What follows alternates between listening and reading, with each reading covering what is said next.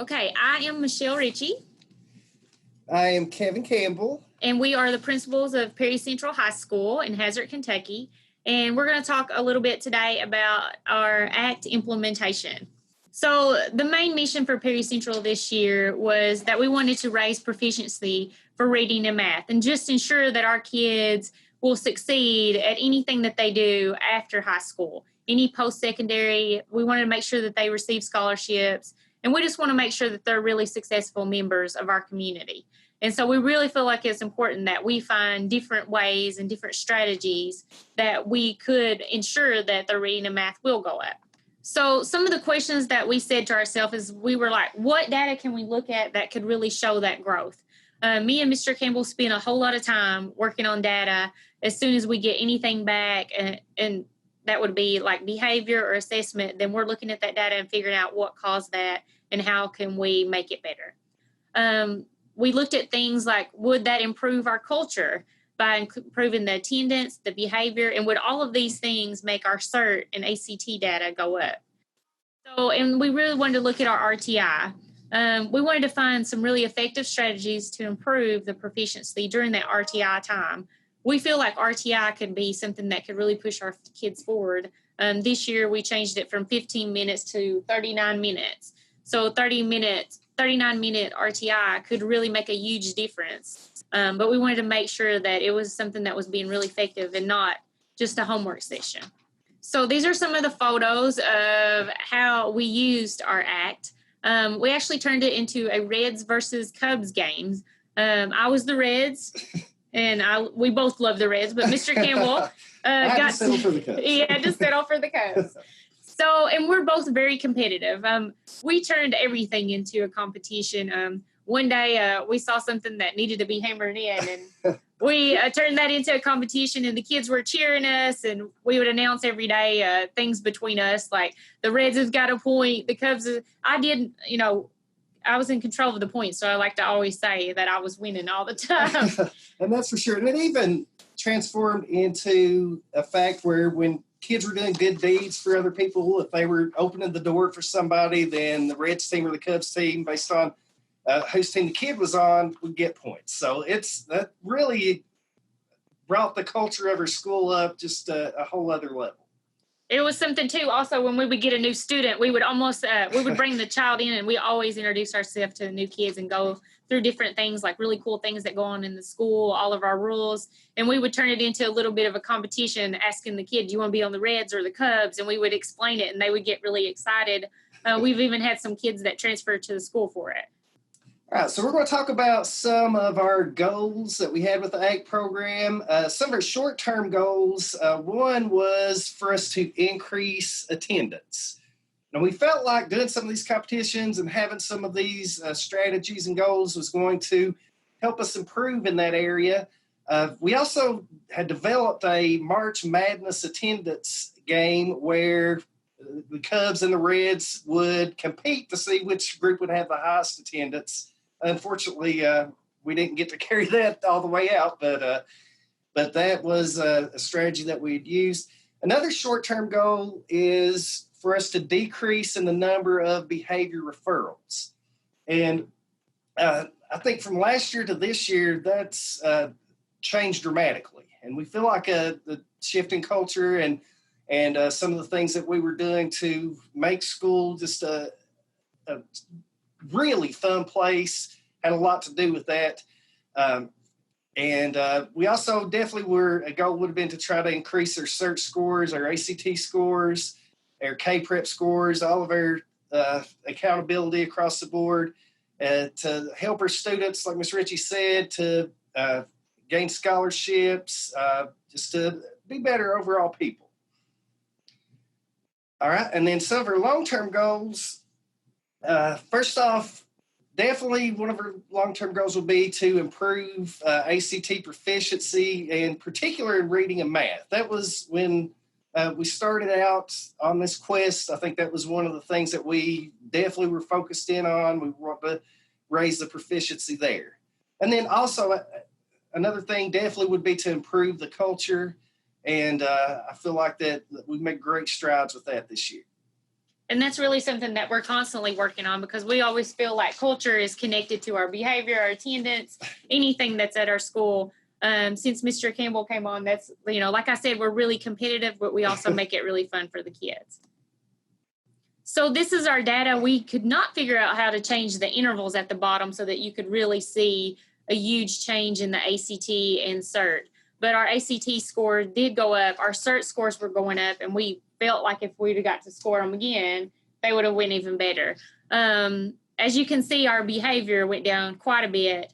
Attendance this year will be exactly the same as it was last year because of the NTI days. Then you get the exact same score. So we won't really see a big difference in that. But the biggest thing is we like that our ACT scores had went up. All right, so some of the strategies that Ms. Ritchie and I had looked at for teachers, some of the things that we were wanting them to do would have been, first off, to analyze some of the data that we had over the last 2 years and identify any kind of areas of concerns.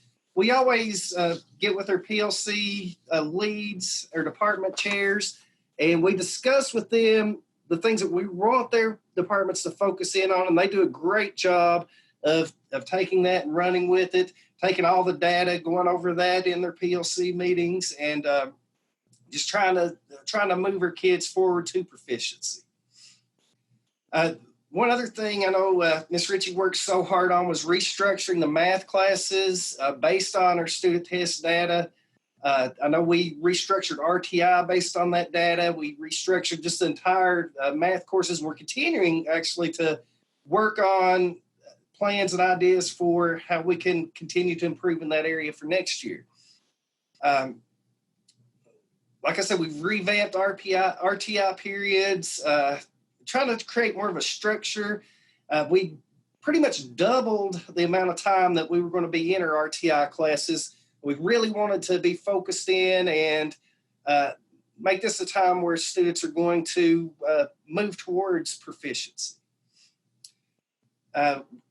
We also created in-school boot camps in core testing areas, trying to assist students to reach the levels of successes that they want.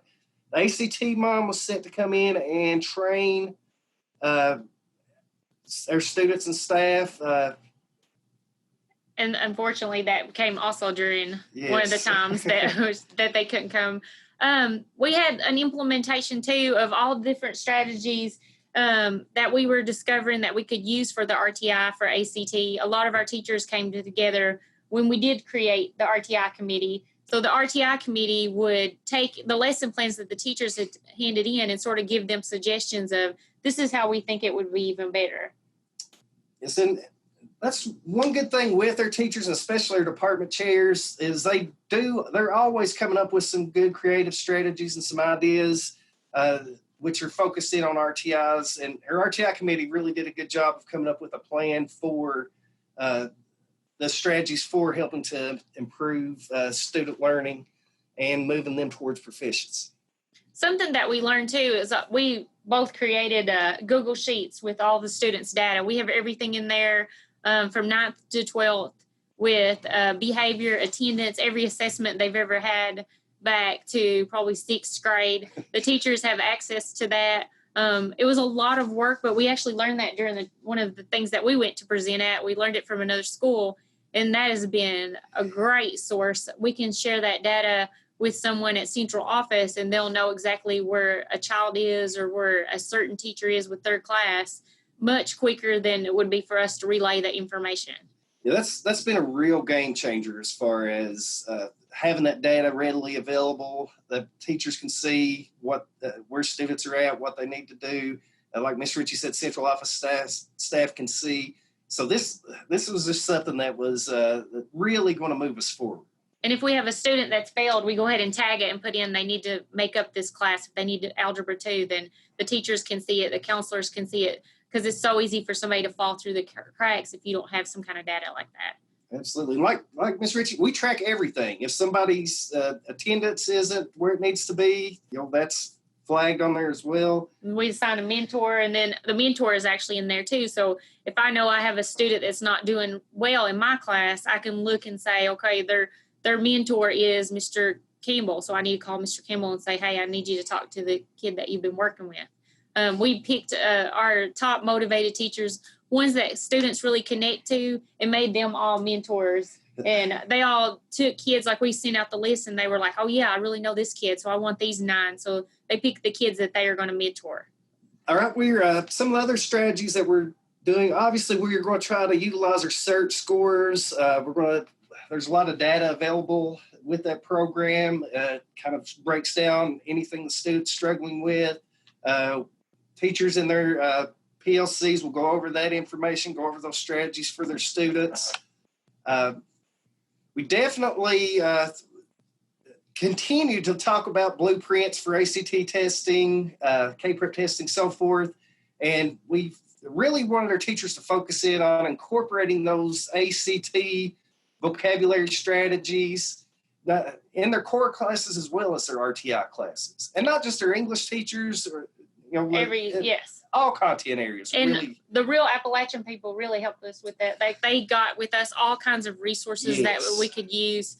They were really valuable in helping us with that. Like, we would have never been able to do the research that they did. Yes, that was extremely helpful as far as some of those strategies that we were able to incorporate. All right, so another thing we wanted to do for teachers, we were going to train teachers, and especially in regard to RTI, where it is going to be a longer time, not just with the ACT Mom, which would have been great, I feel like, but we wanted to train them on those reading strategies that were given to us. We wanted to make sure that everybody understood and knew what we were looking for in those RTI classes. We started creating, too, like some incentives for the kids, like that we were able to do through this program that we would have never been able to do any other way. Just to give them something that if you do this, then you'll get this reward. It's really easy to make them happy. Pizza, ice cream. Actually, we always have candy in here for them. One of the games that we played with them was a really big hippo game, Hungry Hippo. Yeah. And one of the things that they wanted more than pizza or ice cream was to watch the teachers play that game. So that was a free thing that we could do, but it was really good to see that the kids, like, that's the things that motivate them, is for us to interact with them. All right. Also, and I think Ms. Ritchie mentioned this a while ago, tutors are going to be assigned for students. And actually, we started a program where before school, like if we had students struggling in math, they could go to their teacher. And we have what we call a rewards room, but there's also a tutoring room where they would go before school and get that extra help that they needed to be successful. And especially our math department really got on board with that and assigned a teacher every single day to go in there and make sure that they were tutoring. And if there was a test, then they went ahead and told the kids, don't forget, tomorrow we have tutoring. Some of the strategies that Mr. Campbell and I use, of course, is analyzing data. We're really good at it. We really like doing it. We love to work with those numbers. And we feel like anytime that you do that, it tells you what's going on. And one of the things we say is never use excuses. Like if we get back the data and we want to say the reason is X, Y, and Z, we never do that. We always say, what can we do to make it better? Very true. We're not big on excuses. It's more, we want to see productivity. We want to do what's best for our students. We really monitor our teachers really, really well. We have something that we call sweeps. We do our normal 15 to 30 minute observations, but we also do where we go room to room really, really quickly. Sometimes him, then me, just writing down the things that we see and the things that we see students doing. And then we send that out in an email for a plus delta. So really quickly, all of the teachers know what's going on in the building. There's no teachers' names, no students' names, but it's more accountability. And we went significantly up from seeing just constant bell to bell. And that's what we were really going for. So it was something that we implemented and worked really well for us. Absolutely. And we try to do that at least one period per day, if not more. But we're constantly in classrooms. That's one of our favorite things to do is talk to teachers, help coach teachers and that sort of thing. So we love being in classes and feel like this has been very successful for us. We're always looking at our RTI and always moving our students. probably about every 10 days, the students will move to a new teacher depending on what they need. It might be that they need help in algebra, they need help in a reading strategy, whatever that is, then we restructure them. Usually Mr. Campbell comes in on a Sunday and redoes 950 schedules before they come in, and then on Monday they get a new schedule. We are sending teachers to professional development as we see it. When they request it sometimes, or just when we can send one person who can come back and then they can give that instruction to their PLCs. And we meet with PLC leads to ensure that all curriculum is covered. We meet with them every other week, and we go over all of the things that we are seeing and what do they see and what do you see in common assessments. They are our strongest people in our building, really, really effective and really good to give us ideas. We like the smaller structure of that because everybody's really comfortable and they don't mind saying this is what we think. All right. Some of our strategies of our district administrator, one thing will be to discuss with us what are the needs of our programs. What's some of the things that we can access, what's some of the things that we need to be successful. And we're in constant contact discussing some of those things that's going to help our school grow. Another strategy would be to meet with the RTI committee to see if they need any assistance, to see if there's anything, any resources or anything out there that's available for that committee to make sure that RTIs are working as they're supposed to be. We have district administration too that are sort of assigned to our PLCs. So like when we have a math PLC, one of us will be in there, usually me because I love math. And then we will have Missy Moore in there from central office because she's the same. But each one of us are assigned to a PLC, but there's also a district person that's assigned. And then also we love to look for areas that need the most growth, just always looking at how can we connect one curriculum to another curriculum. Yeah, and then one thing, the longitudinal data that we get, or the information, like Ms. Ritchie said, we go back all the way to sixth grade K-Prep scores, and that's when we start analyzing their data, put it in their Google Sheets. And it's really beneficial both at the district level and the school level for us to have those Google Sheets, have that data readily available. That way we can, you've got more eyes, you can see if there are concerns, things that are going on that we need to address. We meet with students to discuss their data. A lot of times central office will come over and that they'll meet with them. But we love especially to meet with our seniors and talk to them. Yes. And now they're juniors, but they give us a lot of insight. Like at the beginning of this year when we did set our mission, we were like, what is something that you would improve about the school? And one of the kids said something that was eye-opening. She said, I don't want to be a number anymore. So that's why we wanted to change it into something that's fun, because they do think they just want me for my ACT score, or they want my attendance to be good so that it'll be good for the school, not for me. So like we wanted to change that culture where they know that, hey, we're all going to have a lot of fun together and it's going to end up being something really good for you. All right. And then another strategy would be to track students who go to ACT prep, calculate growth for their district administration, just trying to see if those ACT preps are working, if the certs are doing what they need to do, seeing how much our students are growing and moving towards proficiency. And there's our information for myself, Mr. Campbell, and Kayla Deaton, who is one of the RTI committee.